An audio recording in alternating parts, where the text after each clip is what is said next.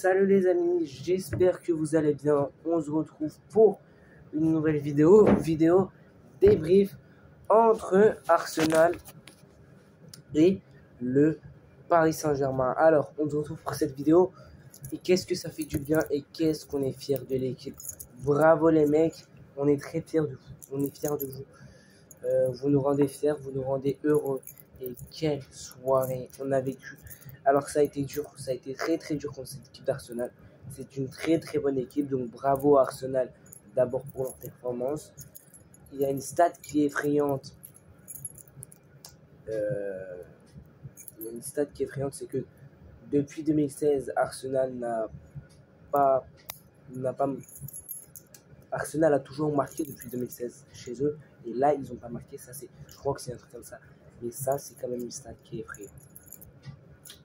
Et voilà, très bon match de la part du PSG. On va parler de tout ça, mais avant de parler de tout ça, n'hésitez pas à liker, à vous abonner et à activer la cloche de notification. Vous êtes les boss. Merci à tous ceux qui vont le faire, merci à tous ceux qui vont activer la cloche, merci à tous ceux qui vont s'abonner. Vous êtes les boss. Et voilà, ça fait du bien d'avoir gagné comme ça. Surtout que c'est pas facile de gagner Arsenal. Arsenal a été très bon en deuxième période. On a un peu lâché en deuxième période. On a subi, mais on a su garder le score. Oui, il y avait un partout, mais il y a le fait de jeu, qu'il y avait hors-jeu. Et oui, Merino est bien en jeu. Qu'on le veuille ou non, on l'a vu après avec la VAR, on l'a vu. Il y a hors-jeu, qu'on le veuille ou non. Et si on est objectif, il y a vraiment hors-jeu. Et vraiment, les mecs, c'est un truc qui est très bien pour nous. C'est qu'on va gagner en confiance. Mais attention, et moi je me pose une question, c'est comment on va jouer au retour. Comment le Paris Saint-Germain va jouer au retour.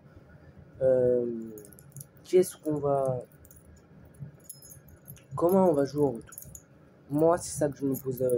C'est là où je me pose la question. Je sais pas honnêtement comment on va jouer au retour, comment on va arriver. Mais pour moi, il faut pas se mettre à défendre parce qu'on l'a vu. Quand on se met à défendre, ça devient tout de suite très compliqué pour nous. Et c'est très compliqué de tenir un match 90 minutes en défendant. Ça, on n'est pas l'Inter pour le faire. Et même l'Inter, voilà. Et c'est pas dans notre ADN de jeu. Moi, les mecs, je pense que comme l'indique Luis Enrique, est un entraîneur qui veut attaquer. Et je pense pas qu'il fera vraiment... qui dira aux joueurs de vraiment défendre pendant tout le match. Alors oui, bien sûr, il faudra être vigilant. Mais pour moi, la première chose à faire dans ce match retour, c'est se dire qu'il y a 0-0 et repartir à nouveau. Et remarquer, refaire un 0 si on peut aggraver le score de 0. Mais il faut tenir. Bon, il ne faut pas qu'on se prenne plus de buts qu'on en a marqué. Mais en tout cas, il faut tenir. Et voilà, quand tu tiens, on a vu aujourd'hui un très bon PSG. On a vu un PSG combatif. On a vu un PSG qui collectivement se soutenait dans chaque instant, dans chaque moment compliqué. Le PSG se soutenait et ça fait du bien. Ça fait du bien. Le PSG, on était soudés, on était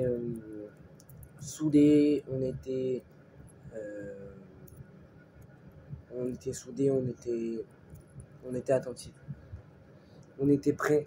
On savait ce qu'on avait à faire et on l'a fait à merveille. Parce que les mecs, je le répète, gagner à l'Emirates, c'est pas anodin et c'est pas rien. Et j'en vois qui pleurent, qui disent « Ouais, mais pourquoi vous n'êtes pas allé marquer un deuxième but? Et pourquoi nanani et nanana ?» Mais parce que les mecs, à un moment donné, je vais vous l'expliquer. Et là, je m'énerve parce qu'il y en a que je crois qui comprennent pas que le football, ça peut aller à 2000 à l'heure et que la Champions League, c'est les détails. Je crois qu'il y en a qui comprennent pas. Les mecs, je vous le répète. Mais la Champions League, c'est les détails. On l'a vu, le Real Madrid. Ils n'ont pas voulu défendre. Ils se sont fait arracher. Là, les mecs, on est resté solide. On ne s'est pas fait arracher. On n'a pas fait la même erreur que contre Aston Villa. Et ça, les mecs, c'est la force du PSG. C'est que quand tu fais une erreur, tu la répètes pas. Tu la répètes pas avec Luis Enrique. On l'a vu que ça, apparemment, il a bien analysé. Il a bien vu qu'ils se sont découverts après. Et ils ont emballé le match. Et je pense que Luis Enrique s'est dit, si on marque, il ne faut pas faire la même chose que contre Aston Villa. Parce que oui, les mecs contre Aston Villa, on a emballé ce match. On a emballé, on a laissé On est rentré dans le jeu d'Aston Villa et Aston Villa ont réussi à nous battre. Enfin, ils ne se sont pas qualifiés, mais ils nous ont battus chez eux. Donc, voilà. Je pense que tu pouvais pas te permettre tu pouvais pas te permettre de perdre 3-1. Et si tu aurais perdu 3-1, ce serait cataclysmique. Donc voilà. Et moi je m'attendais à un nul, à un match plus serré. Alors oui, c'était serré. Mais moi je m'attendais vraiment à ce qu'Arsenal marque un nul. Et au final, on les a bien gérés. Moi je trouve qu'au final, bon, mis à part que Bukayo Saka est passé quelques fois sur le côté de Nuno Mendes, mais voilà, Martinelli, je pense qu'on l'a géré. Martinelli, on l'a géré. Ça n'a pas été un grand danger. Et là, au retour, on est au parc. Ça fera du bien. Au retour, on est au parc et on a nos supporters. On sera là pour les encourager. Mais voilà, quoi qu'il arrive, on les encouragera toujours. Et il y a maintenant cette place en finale à aller chercher. Et moi, j'ai envie de dire qu'on est avec un petit avantage. Un petit avantage parce que tu mènes un moyen d'avantage parce que tu mènes au score et parce que tu es au parc. Après, c'est pas encore plié. Arsenal peut revenir, donc attention à la remontada parce qu'on sait que tant que les deux matchs ne sont pas joués, rien n'est joué et tout est possible. Donc voilà, maintenant je vais passer joueur par joueur et je vais commencer par Donnarumma. Les mecs, Donnarumma fait une top performance. Donnarumma est exceptionnel. Donnarumma te fait une top performance hier. Vraiment, je tourne la vidéo. Donnarumma a été exceptionnel. Entre les parades qu'il met, les mecs, il te fait un nombre de parades incalculable. Il te fait des parades de monstre. Vraiment, Donnarumma, très très bon match. Et j'ai envie de dire que c'est son 3e match référence avec le PSG en Ligue des Champions. Et Donnarumma, ça enchaîne. Depuis qu'il y avait les critiques, depuis qu'il y avait les rumeurs d'arrivée de Chevalier. Mais Donnarumma, c'est un monstre. Donnarumma, c'est un monstre. Je ne sais pas comment il s'est transformé, mais Donnarumma te fait 6 arrêts ou un truc comme ça. Il te fait un nombre incalculable de parades. Et il te fait des parades importantes qui te permettent de garder le score et qui te permettent de ne pas encaisser parce que le mec, Martinelli n'est pas loin d'égaliser et Donnarumma te fait une parade exceptionnelle. T'as Merino qui marque, mais bon, heureusement il est en jeu. Mais voilà, t'as des actions comme ça qui sont pas loin d'un but et qui coûtent un but. Voilà, t'as notamment le retour de João Neves, mais tu as toutes ces actions-là qui te coûtent un but. Et voilà, tu as toutes ces déviations-là en défense qui te coûtent un but. Et voilà, on a été très très bon défensivement, on a été soudés, unis. Et ça fait vraiment du bien. Ensuite, je vais parler de Nuno Mendes. Alors, Nuno Mendes, défensivement, il y a eu un peu de déchets défensivement, mais offensivement, Nuno Mendes a été impeccable. Nuno Mendes a été impeccable offensivement. Il a apporté, bon, même défensivement, il n'a pas été mauvais, mais il s'est fait quelques fois passer par Bukayo Saka. Les quelques fois qu'il s'est fait passer, ça a été, voilà, mais c'est normal. Mais sinon, bon, défensivement, il n'a pas été mauvais, mais ça n'a pas été le meilleur Mendes défensivement, mais il a été plutôt bon aussi. Donc offensivement, très très bon, défensivement, ça a été. Il s'est pas fait broyer comme à la barre, comme je sais pas. Mais oui, défensivement, ça allait. Après la charnière centrale, Marquinhos, Pacho, du solide. Vraiment très très solide. Marquinhos, j'ai trouvé qu'il a fait un très très bon match. Alors, mis à part qu'il y a quelques appels dans le dos, et les mecs, pour moi, tu peux pas en vouloir à Marquinhos et à Pacho. Parce que Pacho, il y a un centre dans le dos, je sais plus c'est qui fait l'appel dans le dos, et le joueur d'Arsenal ne peut pas le reprendre. Il a ça de le reprendre, je sais plus c'est qui fait l'appel dans le dos. Mais ça, il y a un problème que j'ai remarqué dans ce match-là, c'est la communication. Parce que on ne se parlait pas beaucoup, il n'y avait pas beaucoup de communication, et ça posait un réel problème. Le problème qui se posait, c'était la communication. Donc voilà, on ne communiquait pas assez, il n'y avait pas assez de communication. Mais pour moi, le problème, c'est la communication. Et voilà, il faut mieux communiquer, mais pour moi, le problème, c'est vraiment la communication. Voilà, après, les mecs, après, je vais pas en vouloir à Marquinhos et à Pacho. Pacho a fait un match solide. Marquinhos a été très solide pour moi, mis à part, comme je vous l'ai dit, il n'y a personne qui lui parlait. Donc forcément, des fois, il se faisait prendre dans le dos. Et ça, c'est un peu chiant. C'est la communication qui a manqué un peu de ce match. Moi, je pense qu'on peut améliorer ça.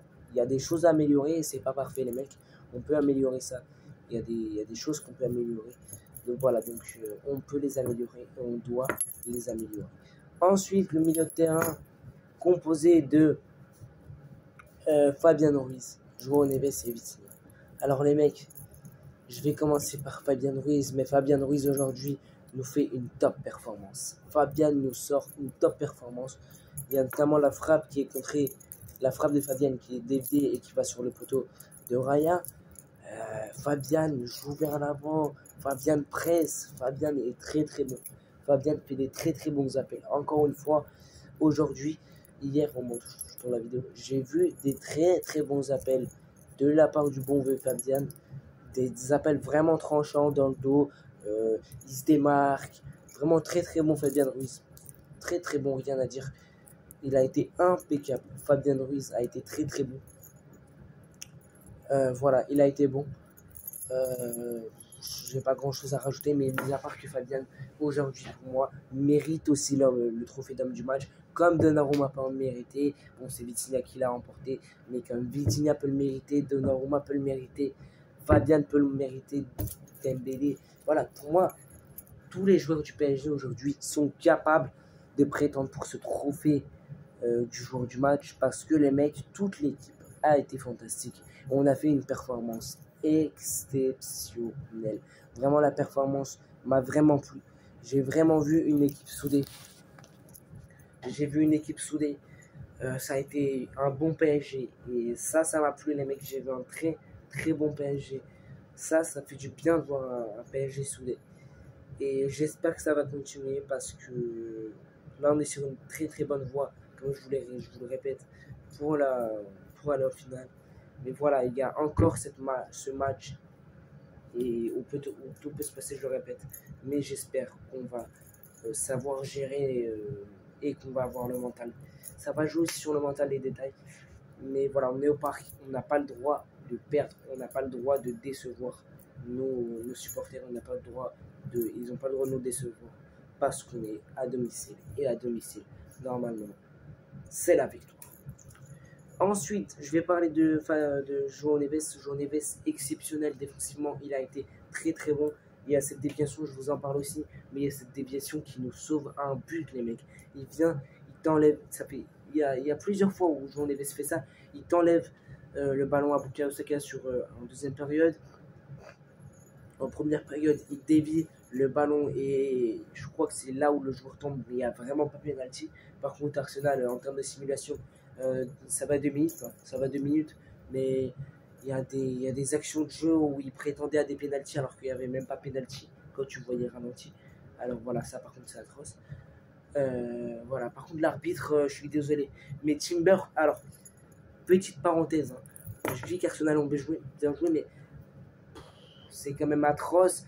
L'arbitrage est un peu cataclysmique sur ça. C'est que Timber fait 100 000 fautes et quand Hakimi fait une ou deux fautes, tu lui donnes carton jaune. Mais à un moment donné, mais soyez logiques les arbitres. Soyez logiques parce que quand Timber a fait je sais pas combien de fautes, Timber fait 100 000 fautes dans le match et tu lui donnes même pas jaune. Alors ça c'est quand même atroce. Tu lui donnes même pas jaune et tu donnes jaune à Neves. Et tu donnes jaune à Hakimi alors que Hakimi a fait que 2-3 fautes.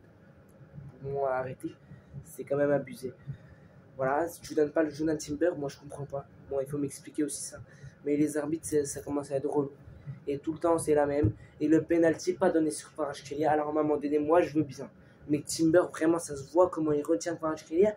Et Kvaratskhelia tombe. Et pour moi, sur cette action-là, on le voit sur le ralenti. Il y a clairement penalty. Les mecs, je suis objectif.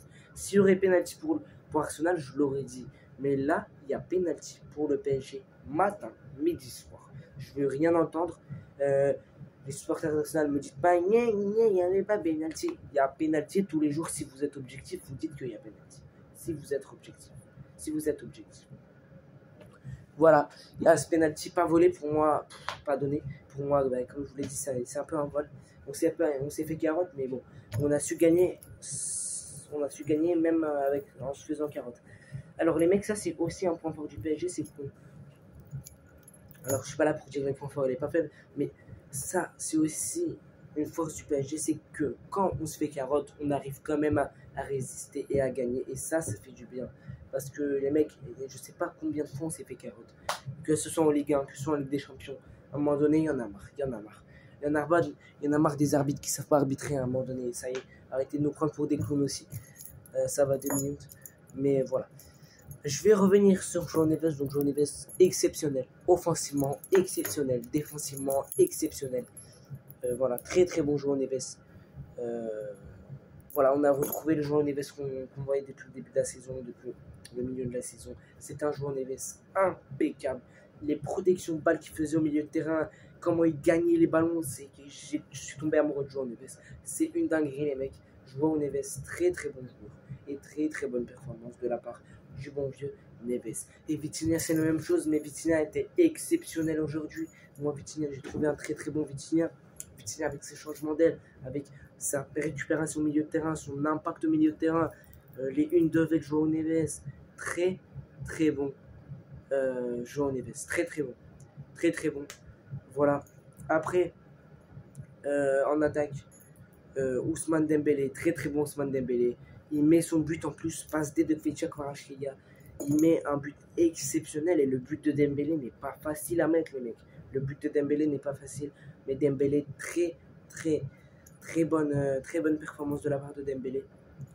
Voilà, très bonne performance de la part de Dembélé, mis à part qu'après il sort sur blessure. J'espère que c'est pas trop grave pour Dembélé. Je sais pas ce que ça donne maintenant pour Dembélé, il faut que j'aille voir. Mais j'espère que c'est pas trop grave pour Dembélé. Ensuite, Fecha Kvaratskhelia, il a été exceptionnel pour moi, les mecs. Fecha Kvaratskhelia fait un très très bon match. Voilà, pour moi, Kvaratskhelia fait un bon match. Mis à part qu'il y a une action, et c'est l'action où il tire dans les cages, où il tire direct. Moi, je pense qu'il devait faire la passe à Barcola, parce que Barcola était parti en profondeur. Je pense pas que c'était la meilleure chose à faire, de tirer dans la cage. Mais voilà. Et il a tenté, voilà. Il n'a pas réussi, mais moi, je pense que c'était pas la meilleure chose à faire, la meilleure option à faire. Je pense pas que c'était ça. Donc voilà. Voilà les mecs. Pour moi, c'était tout. Désiré Doué, j'ai oublié Désiré Doué. Les mecs, Désiré Doué, ça a été un peu compliqué pour Doué. Oui, que je sais pas. Alors, moi, je l'ai mis dans mon programme parce que oui, Doué, aujourd'hui, avait un rôle pour moi un peu plus défensif. Et je pense que Luis Enrique lui a dit comme consigne d'aider un peu plus Hakimi parce que forcément en face, t'as Martinelli. Martinelli, si ça passe à Hakimi, après, il n'y a personne d'autre. Donc, je pense que Doué a eu cette consigne de Luis Enrique d'aider un peu plus, d'être un peu plus avec Hakimi et de s'entraider. Et on a vu qu'après Barcola, quand il est rentré, Barcola a parlé à Hakimi. Donc, je pense que c'est aussi une tactique, une consigne de Luis Enrique. Et franchement, Doué, défensivement, ça a été bon. Mais offensivement, il en fait trop avec les dribbles. Doué, à un moment donné, il faut qu'il comprenne qu'il faut qu'il arrête. Il faut qu'il comprenne qu'il faut qu'il arrête parce que c'est pas possible. Doué, c'est pas possible voilà, c'est pas possible. Il faut qu'ils comprennent aussi qu'à un moment donné, il faut jouer simple. Il faut jouer simple. Il n'y a pas besoin de chercher le compliqué. Il n'y a pas besoin de chercher je sais pas quoi. Donc voilà les mecs. Après l'entrée de Barcola était bonne. Barcola, très très bonne entrée. Mais par contre, il te fait un raté, les mecs. Il te fait un raté. Il rate cette occasion. Ça passe juste à côté du poteau. Et ça, cette occasion de 2-0. Waouh, ça me poulaille. L'entrée de Gonzalo Ramos, c'est très très bonne aussi. Et pareil, t'as ce raté qui va sur la barre transversale. T'as ces deux occasions coup sur coup. T'as deux occasions. Et si Barcola marque et Gonzalo remarque, ça te fait 3-0, les mecs. Et là, Arsenal, il est mort pour moi. S'il y a 3-0. Mais tu pouvais mettre ces occasions-là, les mecs. Ça pouvait faire très très mal. Même le 2-0 pouvait faire très très mal à Arsenal. Maintenant, tu les as pas mis. C'est des ratés. Il faudra pas s'en vouloir si Arsenal marque. Il faudra vraiment, comme je l'ai dit, pour repartir de zéro, concrétiser nos actions et vraiment être efficace du début jusqu'à la fin parce qu'on l'a vu, un match ça se joue sur 90 minutes et même plus. Donc voilà, il faudrait être focus maintenant à nous d'être concentrés. Voilà les mecs, j'espère que ce débrief vous a plu. J'espère que le débrief vous a plu. Merci pour votre soutien. J'ai vu que sur la dernière vidéo, il y a 244 vues. Merci vraiment pour votre soutien. N'hésitez pas à vous abonner, continuez à vous abonner. N'hésitez pas aussi à mettre un petit like, un petit commentaire pour le référencement. Vous êtes les boss.